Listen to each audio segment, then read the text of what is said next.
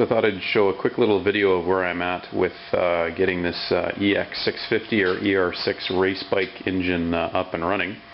Hit a little hurdle, but I think I've come to the bottom of what's been going on. So this is a new engine installed, and basically it's fresh top to bottom, new crank, reused the rods but had them peened, new pistons, rings, cylinders, refreshed, rehoned, resurfaced, all that good stuff. So it's basically a brand new engine, and you know, I've built engines before, and there was nothing glaringly obviously. I didn't leave out a gasket or a baffle plate or anything like that.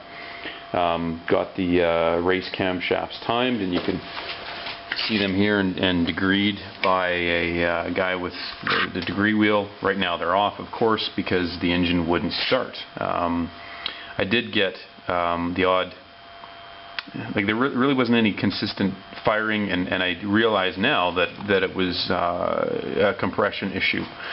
At first I thought it was purely timing. Went through spark. I was getting spark, was getting fuel, was getting the right supply of fuel, the right volume of fuel, all that stuff that you go through, and in a roundabout way I ended up coming back to the issue of something with compression. So with the race cams in, I did a compression test. Peak was about 60 psi, which, you know, is either way off, but again, it's a brand new engine. Rings haven't been seated, but still lower than it should be. And of course, while I'm doing this, I'm going online. I'm on the internet, and you know, for every opinion you get in one regard, you get someone saying, no, that can't be the case. That can't be the case. So anyway, with nothing else to do, I decided to swap out the race cams for a set of stock cams, and in the process of doing that, I realized that what ultimately happened was that the valve lash wasn't set up to the right specs prior to the race cams going in, and there were some assumptions on my part that you know, that it was set up correct when I had the cylinder heads done and the camshafts installed by RLR in the UK.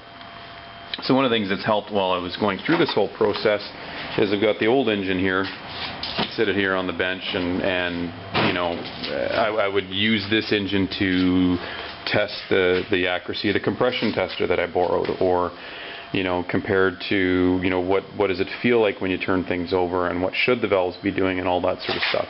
And of course, as most of you folks know, with this sort of design, underneath each of these valve caps is a shim, and to set the valve lash, you change the shims underneath the valve buckets. That's how it works.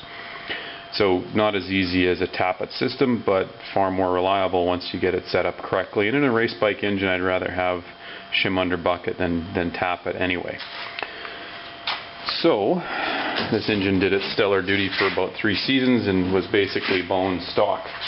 So coming over to my race engine, as you can see, what I did was I ended up snugging down the camshaft caps and then checking the valve lash. And according to Kent Cams, the intake should be, I don't know if you can see it very well there, but 0.20 millimeters according to the specs. Again, I don't know how well that's in focus. And you know, the intake cam, it's not enacting on the lobe at all. So anywhere around this piece, it should be around, you know, 0.20 millimeters to start. And using the correct feeler gauge, trying to stick it underneath there. It's just not happening. And of course, if you force it, you can get it to go under because there's negative valve lash there. So that's a problem on the intake all the way across as I checked it. The exhaust is supposed to be 0.25, and again, checking that, it's far too tight.